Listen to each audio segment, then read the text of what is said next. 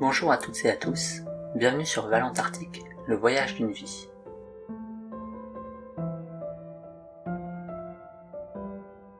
Pour ce premier épisode de la série Évolution, dont l'objectif est de suivre mon cheminement intellectuel et psychologique au cours de l'hivernage, je vous propose d'établir ensemble les conditions initiales de mon état d'esprit avant mon départ pour la station du Mont d'Urville.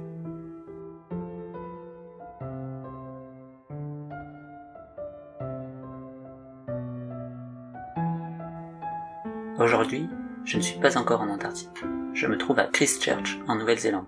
Nous sommes le 6 novembre 2022 et je m'envole mercredi pour le continent blanc.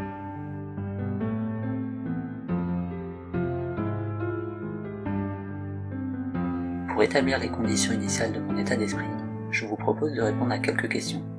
Ces questions ont été établies par mes amis et ma famille, et j'ai volontairement choisi de ne pas préparer la réponse afin d'être le plus spontané possible dans mes réponses.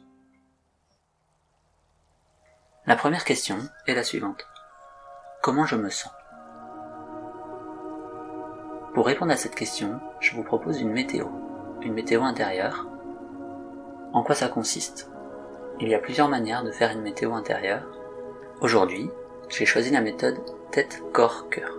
Autrement dit, comment je me sens dans ma tête, comment je me sens dans mon corps et comment je me sens dans mon cœur. Dans ma tête, je suis dans une phase d'attente parce que le départ est reporté et le fait d'être confiné après un début de voyage, donc ça crée une phase d'attente où je m'ennuie un petit peu.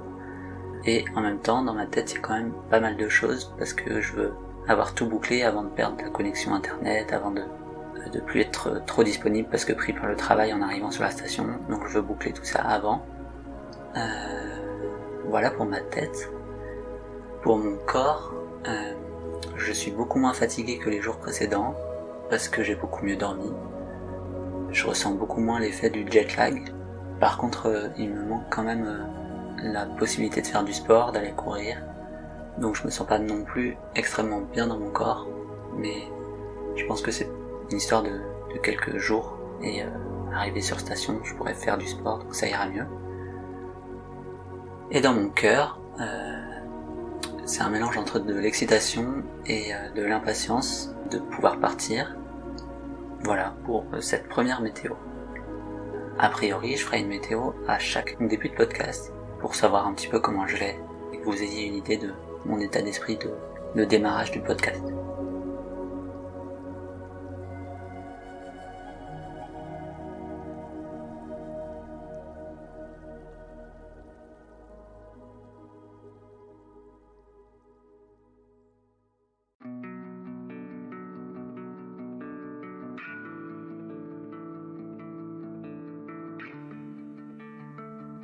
La deuxième question, qui suis-je ? Aujourd'hui, si je dois répondre à cette question, je dirais que je suis Valentin Guillet, j'ai 25 ans, je me qualifierais comme quelqu'un de curieux, enthousiaste, souriant et ambitieux, et passionné aussi. Je me définis en ce moment beaucoup par ce gros projet qui est l'idée de partir en Antarctique, ça me définit beaucoup en ce moment, parce que ça occupe à peu près toutes mes pensées. Je me qualifierais aussi de sensible et empathique aux problématiques des autres personnes que je peux croiser, sans jugement. Passons à la question suivante. Qu'est-ce qui me donne envie de me lever le matin ? Ce qui me donne envie de me lever le matin, c'est l'envie de repousser certaines limites, les miennes en particulier, l'envie de me rendre utile aux autres. Je me définis d'ailleurs beaucoup par les autres, à mon sens, et par l'impact que je peux avoir sur les personnes qui m'entourent. Ce qui me donne envie de me lever le matin, c'est souvent l'envie de vivre un moment un peu unique, quelconque dans la journée, sans aucune attente, juste l'envie d'accueillir ce qui va se présenter. Et typiquement, un sourire ou une phrase peut refaire ma journée, donc c'est pour ça que je me lève le matin en général.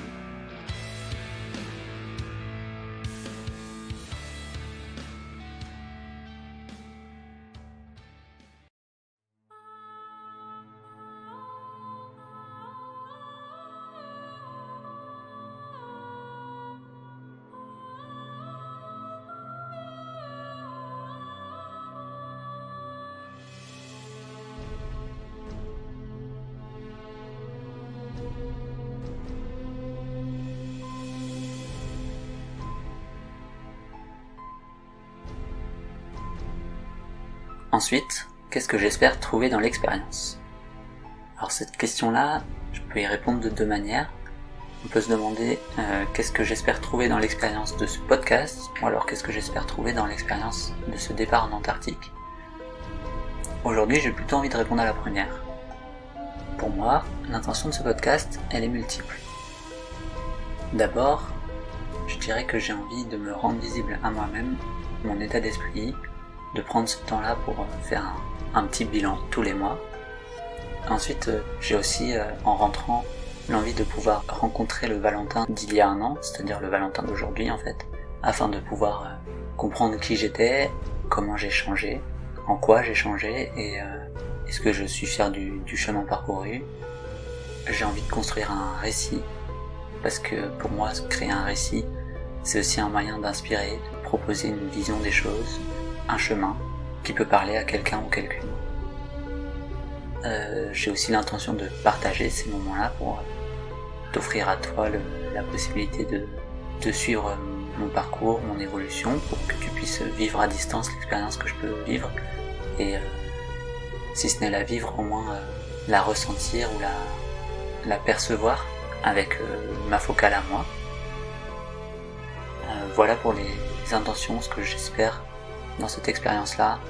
Il n'y a pas d'ambition particulière à toucher une énorme audience, plutôt créer un espace pour pouvoir mettre des choses et répondre à des questions que je trouve pertinentes sur une expérience qui est quand même assez exceptionnelle pour moi, assez différente de ce que j'ai pu faire jusqu'ici. Et donc voilà, j'ai envie de maximiser ce que ça peut m'apporter.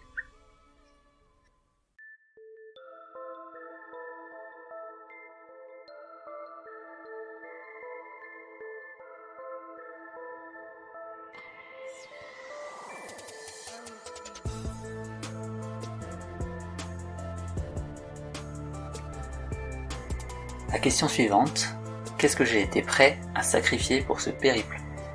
Alors, pour répondre à cette question-là, j'ai envie de me dire que il y a ceux dont je suis conscient que je le sacrifie, et puis il y a tous ceux qui vont me manquer quand j'y serai, mais dont j'ai pas encore conscience aujourd'hui. Ce qui va me manquer, et ce que j'ai conscience d'avoir sacrifié pour venir, en premier lieu, je dirais que je sacrifie une vie assez stable, passionnante, qui me plaisait jusqu'ici, au profit d'une aventure, donc où je remets en question beaucoup de choses, sans savoir exactement où je mets les pieds. Je sacrifie une forme de confort en fait.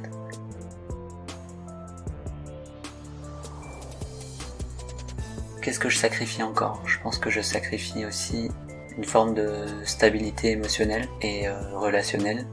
J'avais mes collègues, mes amis, ma famille qui étaient à proximité et ça marchait bien tout ça, je trouvais un équilibre simple, stable.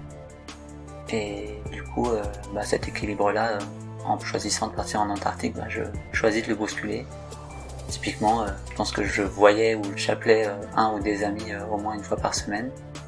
Les voir, ça va être plus compliqué en Antarctique. Les appeler, ça dépend que de moi, mais avec le décalage horaire et puis la complexité logistique, ça peut devenir plus compliqué. Donc voilà, ça va peut-être complexifier les choses, sachant que ce que je vivrai sur place, ces amis-là ne vivront pas la même chose. Donc voilà, je pense que je mets de côté un peu cette stabilité. Je pense que je sacrifie aussi un temps où j'aurais pu peut-être évoluer dans la société, alors que là je fais le choix d'évoluer un peu en dehors. Donc la société, mes amis, mes connaissances, tout ça, ça peut évoluer pendant que je ne suis pas là. C'est assez intéressant d'expérimenter ça, et voilà, ça peut créer des craintes vis-à-vis du retour. Ensuite, quel est mon rapport au groupe? Alors, le groupe avec lequel je pars, il faut savoir que je l'ai rencontré pendant, en gros, une petite semaine. Donc je ne les connais, pour ainsi dire, presque pas. Néanmoins, je me sens très à l'aise dans le groupe parce que chacune a su me mettre à l'aise. J'ai pu discuter avec la plupart d'entre eux et d'entre elles. Et je m'y sens bien. Après, c'est toujours le plaisir de rencontrer des nouvelles personnes hyper inspirantes, parce qu'avec plein de métiers, plein de sujets différents, à voir ce que ça va donner sur la durée. Mais pour l'instant, mon rapport au groupe est hyper sain, parce que je m'y sens bien et que j'ai envie d'y mettre de l'énergie. Donc hyper positif pour le moment.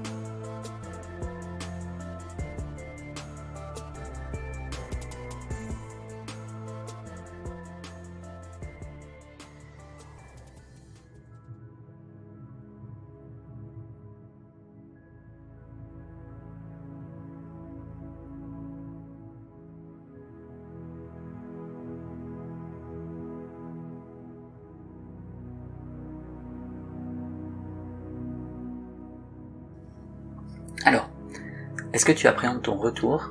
Qu'est-ce que tu as peur de trouver ou de ne plus trouver en rentrant? J'ai pas d'énorme appréhension vis-à-vis de mon retour parce que c'est très loin pour le moment. Néanmoins, j'en parlais juste avant, il y a quand même une crainte qui existe. C'est celle de retrouver un monde qui n'a pas changé ou qui s'est même empiré. Je parle notamment des enjeux écologiques, mais aussi sociaux et de paix en fait, parce qu'au moment où je pars, il y a la guerre en Ukraine, je sais pas ce que ça va donner à l'avenir. Jusqu'ici dans ma tête, moi j'avais quelque chose d'établi, où pour moi la génération de mes grands-parents avait construit la paix en Europe, et pour moi c'était quelque chose d'acté, d'établi, sur laquelle on n'allait pas revenir. Avec la guerre en Ukraine, j'ai l'impression d'une forme de retour en arrière, alors que pour moi le défi de ma génération c'était plutôt celui des enjeux écologiques et environnementaux. Et maintenant il y a les deux combats de front, donc je trouve que c'est beaucoup pour une seule génération. Et j'ai certaines appréhensions de rentrer et de voir que les choses n'ont pas évolué, qu'on en est toujours au même stade sur ces enjeux-là, ou que ça s'est empiré. Voilà, j'ai cette petite appréhension qui demeure. Est-ce qu'il y a des choses que tu as peur de trouver ou de ne pas trouver en rentrant? Jusqu'ici, je pouvais avoir la crainte que les amitiés que j'ai pu lier dans les années précédentes s'estompent avec la distance. Et en allant visiter chacun et chacune avant de partir, j'ai l'impression que ça n'arrivera pas et que en rentrant, en y mettant un peu d'énergie, je pourrais reconstruire toutes les amitiés que j'avais avant de partir. Et donc j'ai plus trop peur sur ce sujet-là, donc je pars serein sur ce point-là.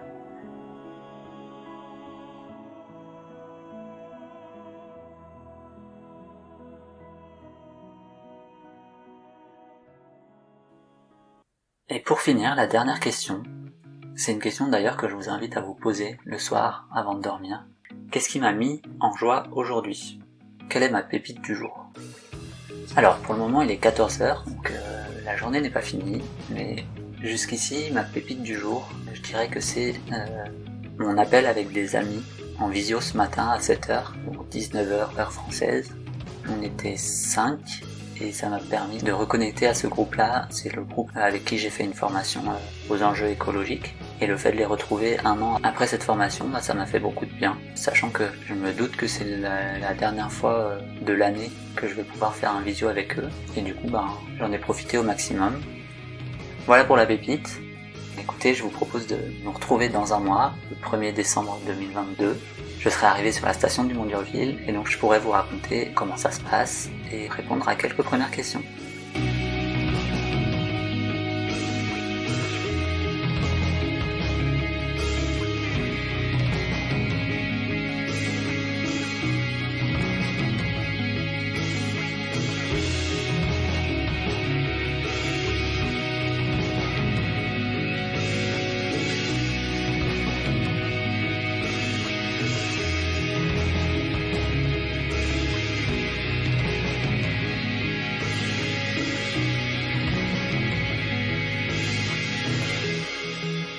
C'était Valentin Guillet pour Valentarctique.